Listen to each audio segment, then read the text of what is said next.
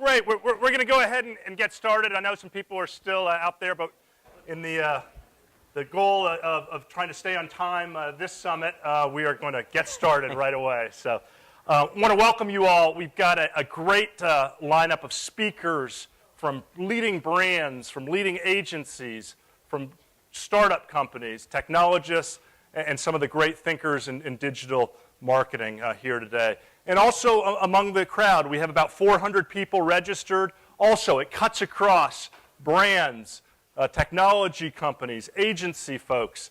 So we really do try to have a blend, a mixing pot at this conference that you don't see at a lot of conferences. It's not just about marketing in the absence of not looking at technology. It's not just about technology without looking at the content and the brands.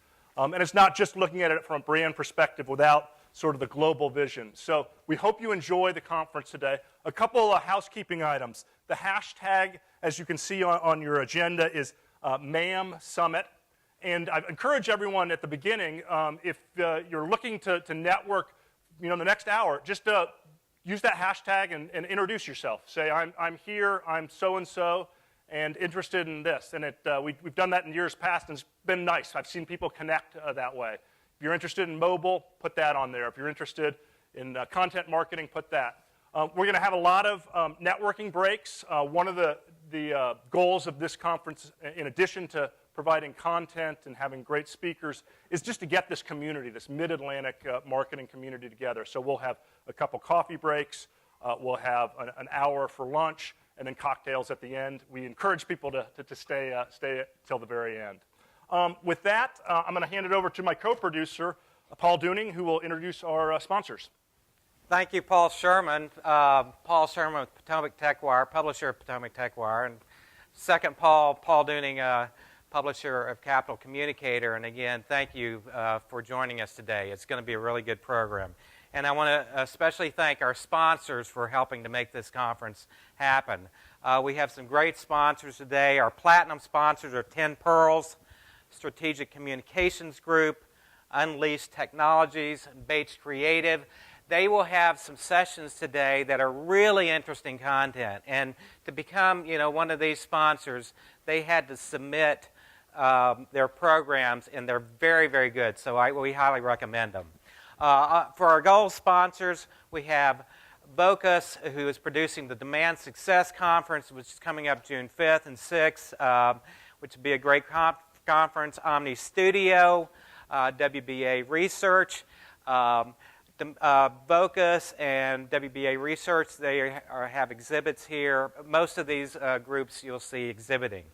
On our silver side, we have a great lineup: Atlantic Mobile Apps, Carousel 30, Cvent, Web Mechanics, CyanGate, MRB, George Washington University School of Media and Public Affairs, Edge, HBP, R2I, and Target, and Story Farm, and Icebox. And one of the things that you'll be receiving post-conference are photos, video. We're going to be taping sessions in here today, and also content from our sponsors will be made available to you post-conference, and you'll be receiving an email on a multimedia platform that we're using. Also want to give a special shout out to our strategic sponsors and supporters, our media partners first, Capital Communicator and Potomac Tech Wire, and then our strategic partners who helped make this happen, DC Ad Club, Fairfax County, AMADC, What Counts, SpeakerBox, IES and BD, Technology Management Alliance, John Spalding Photography, and Hagopin Marketing. So thank you. Be sure and check out all the exhibitors. There's a lot of interesting things going on. And with that, we will turn it over to get the program started. Great. We're going to jump right into it, and we couldn't have a better speaker who many of you know who heard him speak and heard his books, Rohit Bhargava, who is the author and co-founder of Influential Marketing Group. Many of you have seen him speak before. He is really an incredible thinker who consolidates so much information in the digital marketing world. And he's going to be presenting 7 marketing trends that we should all watch in the 2014. A little background on Rohit. He's dedicated to bringing more humanity back to business. He is the author of 4 best-selling marketing books, including Likeonomics, which I know many people in this room read last year. He's the co-founder of the Influential Marketing Group and a professor of global marketing at Georgetown University. As an early marketing pioneer, Rohit co-founded the world's largest team of social media strategists back in 2004 and spent more than a decade leading digital strategy at 2 of the largest marketing agencies in the world, Ogilvy and Leo Burnett. His influential marketing blog has been read by more than 2 million people and was named one of the top 25 marketing blogs in the world by Ad Age magazine. With that, we welcome Rohit. Thank you. Thanks. Thanks, other Paul. How you guys feeling? Can you hear me? Am I on? Yes? Yeah. In the back, I see you with a white shirt. You can hear me? Okay, good. You guys are going to be my sound spot checkers. So I had an interesting moment earlier this week on Monday night for the first time after many years of trying. My family managed to get a ticket to the White House Easter egg roll, which many of you in the audience know, right? It's a really cool moment, one of the few, I think, where you get to be on the grass in front of the White House. And so as I was looking at that whole place where they have this, of course, the first thing I was thinking about is how do they secure this area, right? Because it's so close to the White House, anybody can come in, and they have lots of security. And one of the things that they have about security is a sniper on the roof of the White House. And he's got his binoculars, and he's sort of watching the entire crowd. And you know that the guy's got his finger on the trigger, and he's ready to, take out an egg in your hand from, 500 yards away or whatever these guys can do. And as I thought about the sniper, and I was thinking about this morning, I was realizing that one of the things people tend to think about trends and trend reports is that the guys or girls who put these trend reports together kind of act like snipers. They sort of look at the landscape and then they just pick out stuff. And they're like, there's a trend. And there's a trend over there. And it's all about trend spotting. And they think that it's about spotting the needle in the haystack. And my method is actually kind of the reverse. I spend the entire year gathering all the hay, putting it together, and then I figure out what the needle should be and I stick it in the middle.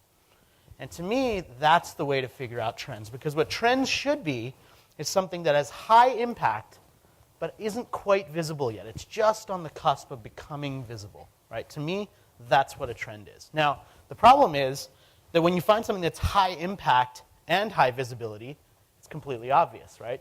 2014 is the year of mobile tablets. How many trend reports say that? Right? They're telling you something that you've seen so many times that's so impossibly broad that it's kind of useless. Right? What are you going to do with that? Go and buy a tablet? How does that help your business strategy? It doesn't. Or they say it's high visibility but low impact. Right? So how many people have a hashtag strategy? Right? What does that even mean? What does that tell you about anything? How does that make a difference as itself, as its own thing? It doesn't. Or it's low impact, low visibility. It's wishful thinking, basically. It's saying 4K TVs and 3D printing are mainstream. Everybody's got them, right? Raise your hand if you have a 4K TV and a 3D printer at home. Okay?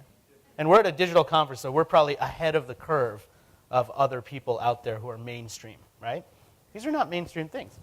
So the trend is high impact, not quite visible yet, right? And curation, to me, is the powerful force that causes you to be able to spot trends. And that's what I use. So I talk about my trend report as being a curated report, and that's what I've done for the last 4 years. So for the last 4 years, I've produced an annual report that takes me the entire year to research and to gather materials for. And I start on January 15th, which is my birthday, so I have a very definite start date.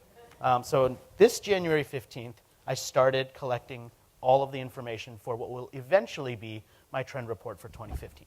So what I'm going to do today is take you through 7 of what I think are the most impactful trends from this report for marketers. And then I'll give you information about how to get the entire report and read the entire thing totally for free. So it's not a book that I'm trying to sell. It's out there already. I'll give you the details on how to get that so you can see the other trends, because some of them relate to consumer behavior or economics or media and design. But what I did for today is I selected 7 that I think are really valuable for marketers. So it's going to be pretty fast. And the method that I used to identify what these were to look at the intersection of 3 things. Acceleration, is it taking off or is it going down? Right? What's the idea? And how much impact is it going to have on the business world or on how consumers think, behave, buy, share, and what they talk about? Okay?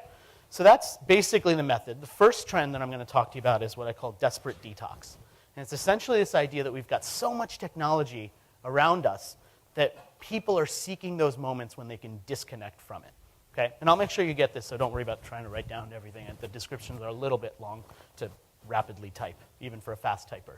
But what I'm going to do is share a couple of examples of each one of these, and then I'm going to give you some suggestions about what to do about it. So this is a real thing, nomophobia. It's been researched and documented, which is an actual phobia of being without your phone, of being away from your phone, of your phone being disconnected or out of service. Right? It's a designated phobia in terms of how they measure phobias.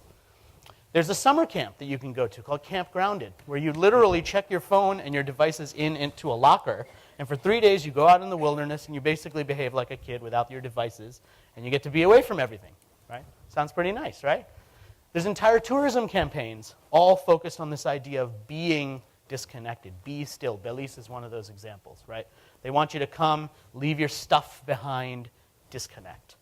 So there's a couple of ways to use this trend, right? The first is to create what I call more mute buttons, right? Are there ways that people can turn off or disengage from the marketing that you're doing? Can they subscribe for less emails instead of just unsubscribing, right? Give them ways to create mute buttons. Second is respecting sacred times. Nobody likes the telemarketer that calls at dinner, right? There are moments in time where people don't necessarily want to hear about marketing stuff, right? If you're sending your marketing emails on Christmas morning, maybe that's not the thing to do. Right? There's sacred moments that people don't like that. And the third thing is declare your own detox. Try and disconnect yourself or your employees or your team for a little while, because as a writer, I'll tell you that one of the major methods that allowed me to write 3 full-length books without hiring a ghostwriter or anything was to flick that little switch on my laptop that some of you don't even know exists to turn the internet off. Right? There is a switch or some method of doing that. And that was important to me because then I wouldn't get any reminders. I wouldn't have any temptation. When I tried to, I'll just Google something quickly because I need to do it for research, I'd get that page that says, not found. And I'd be like, oh yeah, I'm supposed to be offline. Right? But it helped me focus. All right. Now, one thing you'll notice about these trends is I'm going super fast because there's a bunch of trends and I only have a limited time. That's why I also only selected 7. Hopefully it's fast enough because this isn't a morning thing, right? Nobody wants a long, boring presentation. So this is going to go super fast. Hopefully you'll get the concepts, and I will stick around at the very least through the first coffee break, and I would love to talk to you in person. So I'll be around. I try and be approachable, so please do come up if you have a question or thought or insult. Wait till after lunch because I'll be gone by then. Okay, second trend is what I called obsessive productivity.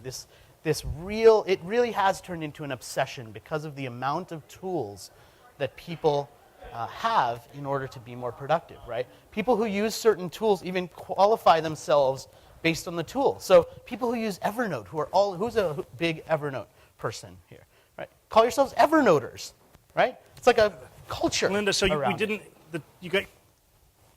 What? I think Paul's mic is on. Maybe you can shut his mic off. Sorry. Okay, back good. there. Good. All right.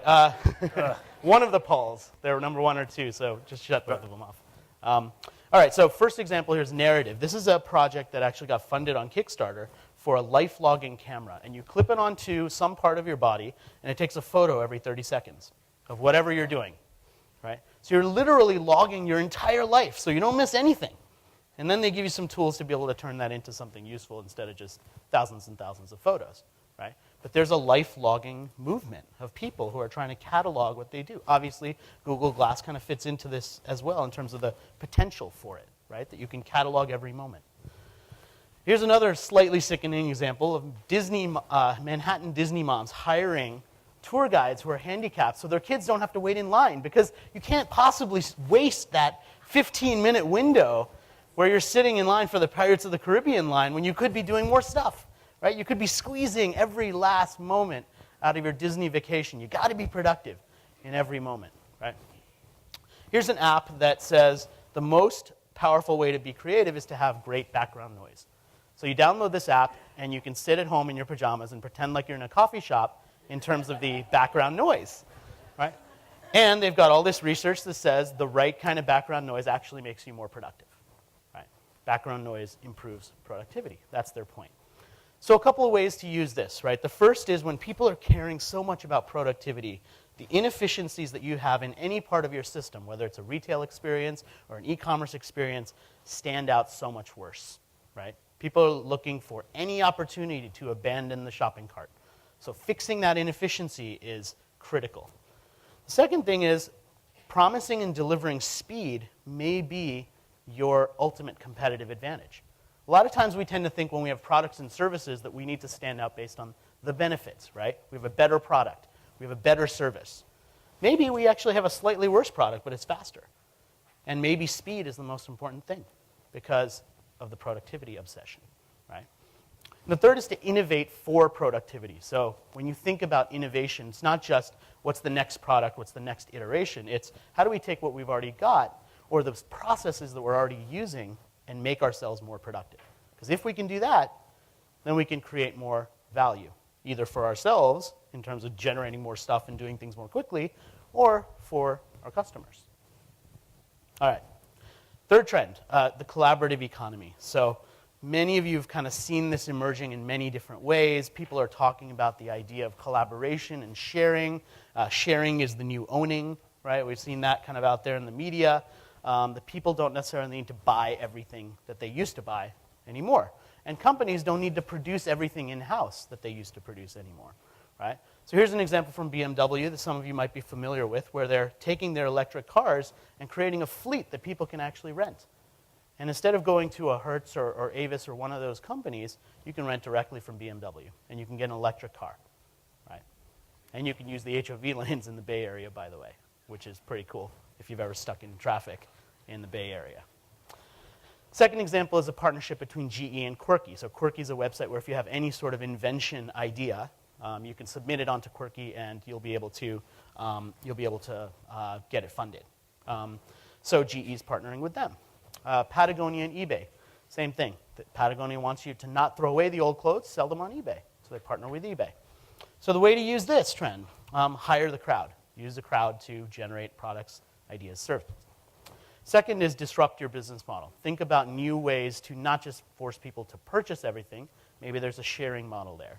And the third is embrace the learning opportunities from that. There's lots of insights and conversations being generated from those things.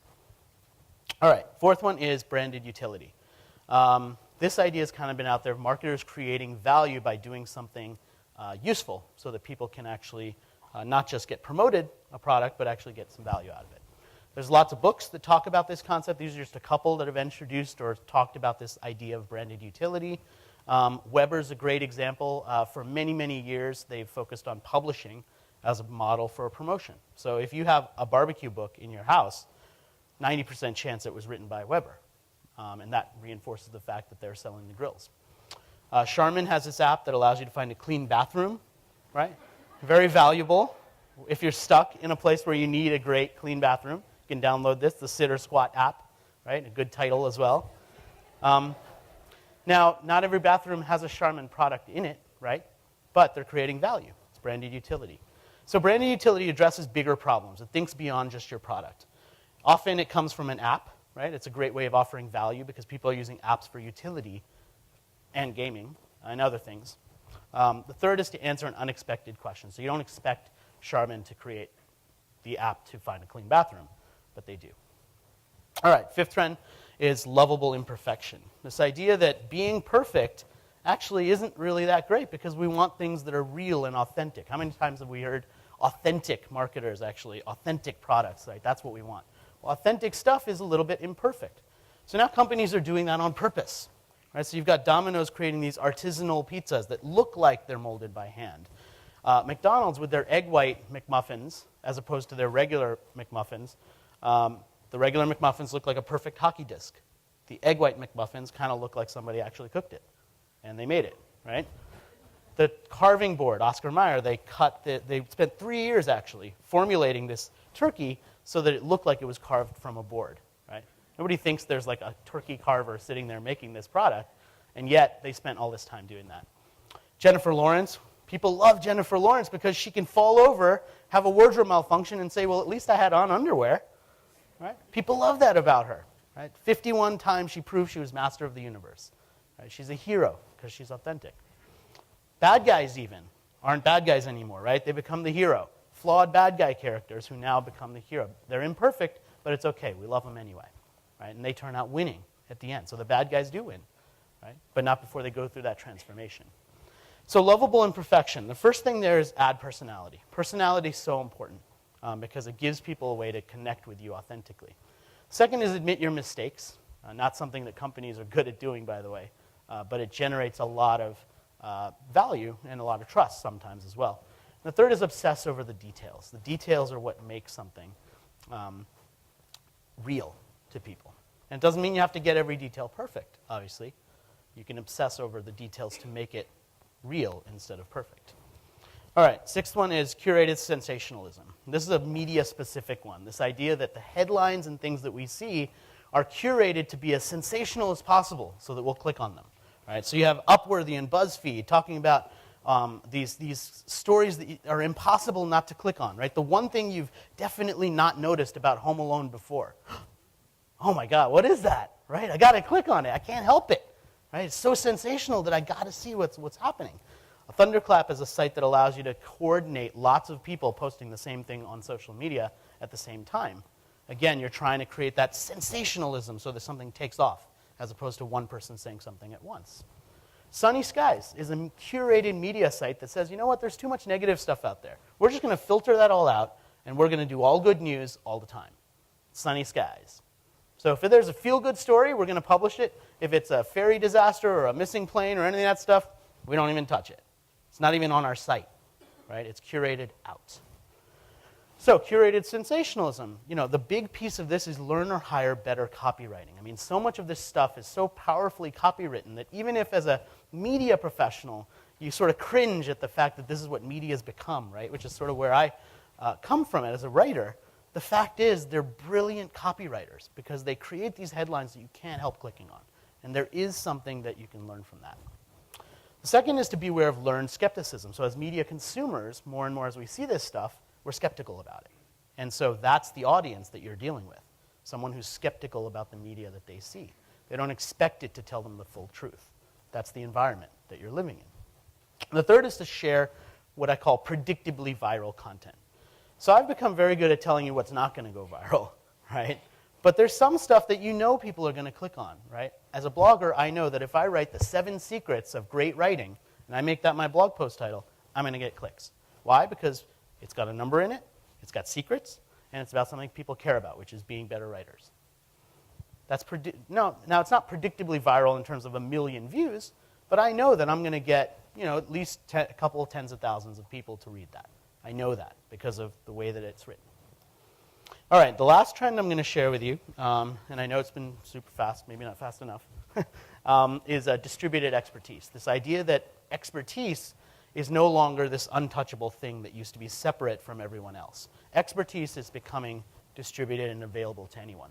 So Pop Expert is a website that many of you may be familiar with where anyone who has an expertise can offer their services through virtual tutoring. So here's the founder of Pop Expert taking a class in playing what looks like I think like a ukulele or some sort of guitar, right? And she's doing it virtually with an instructor, and she's paying $35 for a half-hour lesson in this case, right? Anyone with expertise, training, or offering their services to anyone else.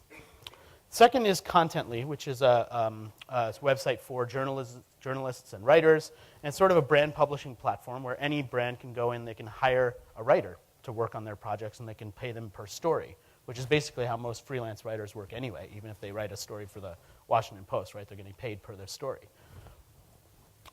Third is Plated, which is a website that creates recipes from award-winning chefs, and then they send you all the ingredients and all the materials to make those things at home. So they send you the recipe, details on how to make it, and they also pull together all the food and they send it to you, right? And the fourth is Dr. Vikram Patel, who has this intriguing idea as a psychologist that not everyone who can help people with mental health needs to have a degree in clinical psychology. If we could train people with some of the basics that clinical psychologists know in terms of listening, in terms of reflecting, and some of the basic principles of listening, we could create a huge impact in diagnosing and treating mental health, which, as we all kind of know, is dramatically underreported and undertreated across the world. So that's his concept. And it's about taking the expertise that previously laid just with clinical psychologists and actually distributing it. Anybody can learn the basics of that. That's his theory, right? So a couple ways to use this trend. The first is to share your experts. Let them out there. Let them connect with people one-on-one. Right? It doesn't just have to be white papers. You can do more than that. Second is to let people think outside their job description. So a lot of times you'll have employees who aren't necessarily just skilled at the thing that they're doing in their job. Let them use some of their other skills. The third is to fund new forms of learning. So one of the benefits of having all these experts out there is you have many ways to educate your team now and to educate yourself. One way is to go and do a program at a university. Another way is to come to a conference like this, right, which are both still great ways. There's another way, though, which is some of this virtual learning, connecting with experts. So, as I mentioned, you can read the rest of the trends in the full report. It's at 15trends.com. You can see a slide share of the full report. It's got descriptions of each one of the trends. The numbers don't correspond because I just used 7, but these are numbered differently in the report. But I'm pretty confident you guys can figure that out. So that's how to get the reports, just 15trends.com. If you want to connect with me on LinkedIn, or on Twitter, either one of those, I would love to chat further. And now I'm going to cut it off because I know we're keeping rolling and everything's going. So thank you guys very much for showing up early. Thank you for listening, and have a great day. Rohit,